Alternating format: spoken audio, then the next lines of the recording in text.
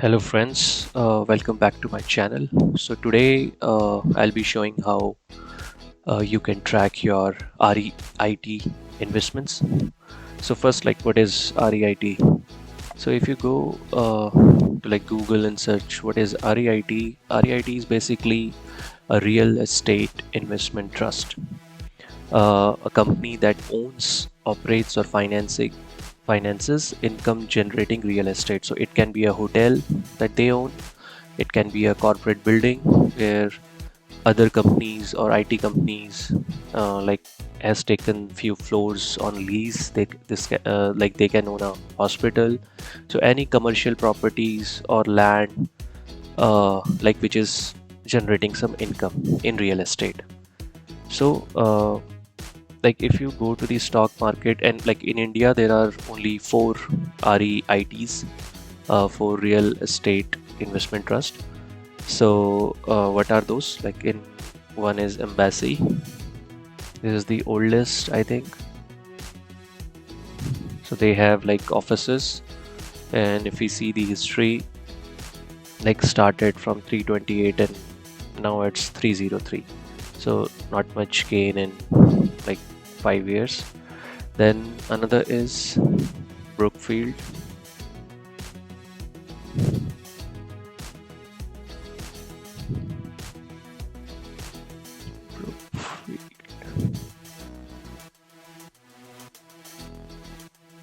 Brookfield S. I don't know why it's not showing here. So let's check another one, which is Nexus Select Trust. So this is Indian REIT. This is the, I think, the most recent that was launched. So we can see it was launched this year only. It started at 104 and going at 123. And one is Brookfield, which is not showing here, and another is Mindspace Business Park REIT. And if you can see, this started at 300, 3 years, 303 rupees. Currently it's at 301, so not much gain, although it reached 377. And Brookfield code is 543261. Yeah, this is the Brookfield. So like this again reached this is 5 years old and started at 258, and currently it's 248. So below the what below the price what it started at. So why, like, you must be wondering why people invest in real estate investment trust. So basically, like, if somebody wants to invest in real estate, they have to buy a land, right? They have to buy a land, and let's say up like I want to buy 4 acre of land, 4 acre or 1 biga. Like if I want to invest in a real estate and I want my money to grow, I want a good chunk of land, right? But to buy 4 acre, 1 biga, or whatever amount of land you want to buy, you need a heavy lump sum. And maybe like this is not available with everyone, so they take loan and then they pay interest on this land, and maybe till they pay interest, this land is like empty. They have not created any home where it is generating rent. And yeah, maybe like if you want to invest in real estate, then you can buy a flat also. So let's say you buy a 2 BHK flat, 2 BHK, 3 BHK, and again, like, you have to give a huge lump sum, and again loan, and again you have to pay interest. And these are just few problems. Other is like you have to first search land or flat. that like looks good to you. Like you have to do a lot of searching for maybe 1 year, 6 months. You have to like negotiate with the dealer, negotiate the dealer, and then like eventually you pay the price. Then you have to pay stamp duty again, stamp duty, and when you sell the land, you have to like sell your property. Uh, then again you have to search for a buyer, and then again when you sell you have to pay tax on the profit. And so you can see like it's not easy to buy real estate in India or maybe anywhere else. And even like if you buy a 2 BHK, 3 BHK, it has to be at a good place if you are looking for a stable rent that can pay your interest or later can generate income. So like these are all the negative points if you want to invest in real estate. But yeah, there is one obviously like there will be positive points. So one is like if you have a land, the appreciation on that land will be good. Like maybe in 10 years it will be double, triple. And like in recent year, like what we have seen in early 2000s. So if somebody has bought a land in early 2000, the price into 2015 or 2020 is I think 10 times or 20 times of that.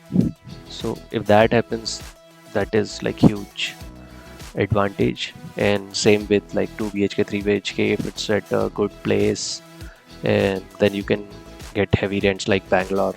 Like if you have a home in Bangalore, then you can generate huge rent, huge sum of rent, and that can be a good income. Plus like if you have an empty land, you can give it for mobile tower, or if you have an empty house, you can give it to the bank. So that like generates good rent, or that will be a good investment in real estate. So if someone do not want to invest, like do all these, like I do not like to invest in real estate, I do not want to buy some land, search for a broker, and then search for a land, negotiate and do all that, registry, stamp duty. So if I do not want to do that, but I want to invest in real estate, so what is the option? REIT. So REIT is basically, like as I already said, it's a company that owns real estate. So you are like buying the share of this company basically. So if like this company, and also like they uh, whatever income that is generated by REITs, like 90% of that income they have to pay in dividends each year. So like you get rent from these shares, and like you get heavy dividends from these shares. So that's why the maybe the appreciation not much, but the dividend that has received from these stocks are good. Like the return of investment is around 6 or 7%. Like you will get a steady, you can see like dividend yield, it's around 6.2%. So let's say if you have invested, if you have bought every share of one REIT, and that cost you 100 rupees, and in a year it has generated 10 rupees in taxable income. So you will get 9 rupees back as a dividend. So this will like this amount you will get uh, back as dividend. So yes, like investment in REIT is same as a stock.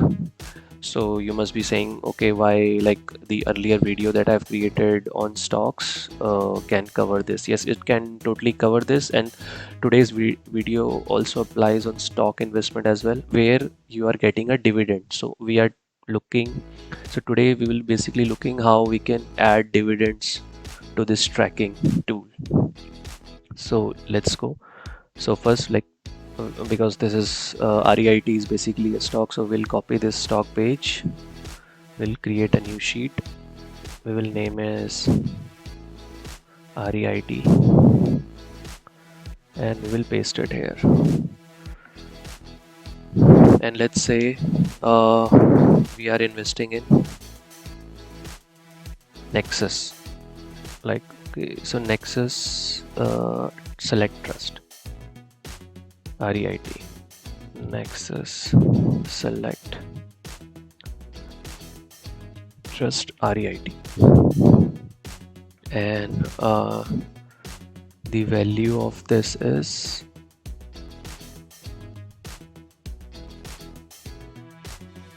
Nexus this. So we will copy this Google financial code and we will put here. Just remove the space, and let's say we are doing SIP and we did on 6th of June.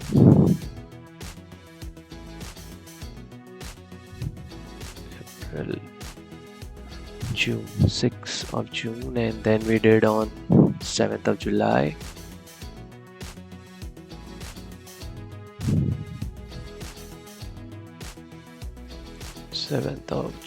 And then we did 7th of August.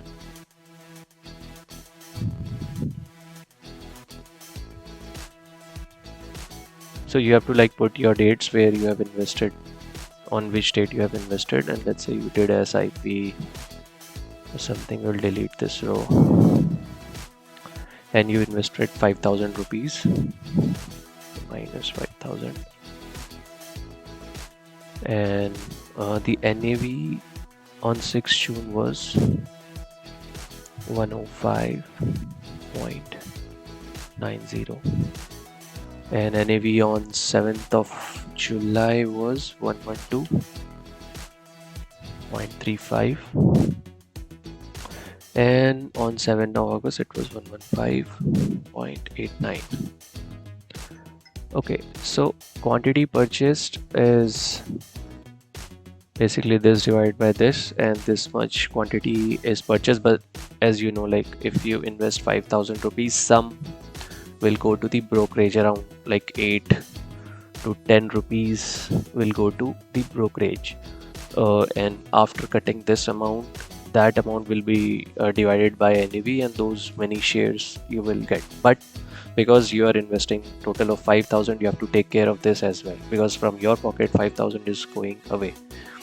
So we have to put the whole amount here, and currently like I am using the formula, like I'm dividing this amount by NAV and getting this share. But here you have to put your actual shares from your transaction sheet, like how much share you bought. If you have invested 5,000, how much share exactly you bought, you have to put that there. Okay, so that point is made. So now like we have this many shares and we have invested 15,000, and like current value is this much, profit is this, and this is our XIRR. So let's say if I put one more row, so this is like the main purpose of creating this video, how to take care of dividends. So let's say we received a dividend, and I think in REIT dividends are received quarterly. So let's say on August 8th we received a dividend. So when we receive a dividend, it is coming to our pocket, so we will put this amount in plus. So let's say we received 800 in dividends, and like we purchased 0 shares, and NAV is also 0, right? So our investment goes down, as you can see. 800 is recovered from the dividend. Our investment goes down, but our final amount is remained same, because we have this dividend did not reduce our number of shares that we have in our account. So now you can see the profit increased. So if I do 0, our profit was this much, 1718, and this was the XIRR. If I put dividend here, you can see the XIR rose, and also our profit is rose. So this is the main purpose of creating this video, how you can add the dividends in the tracking sheet. So this you can consider as rent received from your property. So when you like invest in Nexus, they have maybe office space, and by investing 15,000 you basically bought few bricks in that office, and because you are the owner of those bricks, whatever rent is going to that office, some of that will also come to you. So I'm not saying like you have to invest in REIT, but yeah, if someone is looking to invest in REIT, and like yeah, there is one more advantage of this is highly liquid way you can uh, like manage your investment. So if I want to sell only 10 shares, I can do that. But in land, like if you have 1 bigha of land, you cannot sell a chunk of it, right? You cannot buy in chunks, you cannot sell in small chunks. But here, like you can buy the property in chunks, and also you can uh, like sell it in chunks, and it is highly liquid. So that is the main benefit. And plus, like it also does the purpose, like if someone want to invest in the real estate. So there's like one more option to diversify your investment. So let's add to the total investment. So let's make row, and like we forgot in last video to do that, so we'll do that here as well. So here we will put REIT, and investment it's T2, so we have REIT, so we'll just copy it here and avoid showing quantity purchased.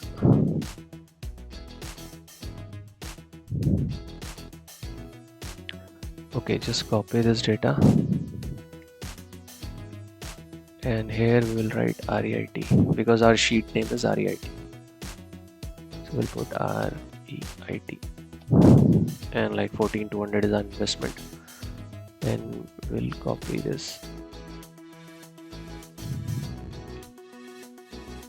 and this is E2, so we'll change E2, and you can see this is our current value. This was investment, this is current value. Now this we missed for RG, like RBI gold bonds. So here we will put, so this is T2 and this is D10. So because we have two tranches, so we will add the both. So let's go to total investment. Here we will put sovereign gold bonds, and here we will put, we have to use this text, so we'll just copy it, and we will put it here,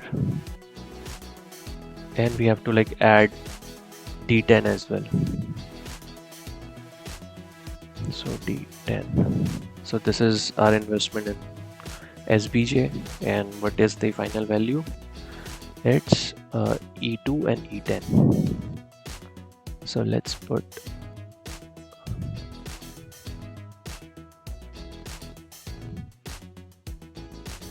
E2 and E10. So like this is our current value of gold, and you can see like total. So on total investment page, you can see like your every investment, the total and the total current value, and there's the profit. So that's it for today's video. Thanks for watching. Like if you like the video, do like and subscribe the channel. Do support the channel if you want to, if you want me to keep making these videos. And yep, thanks for watching, and till next time, bye.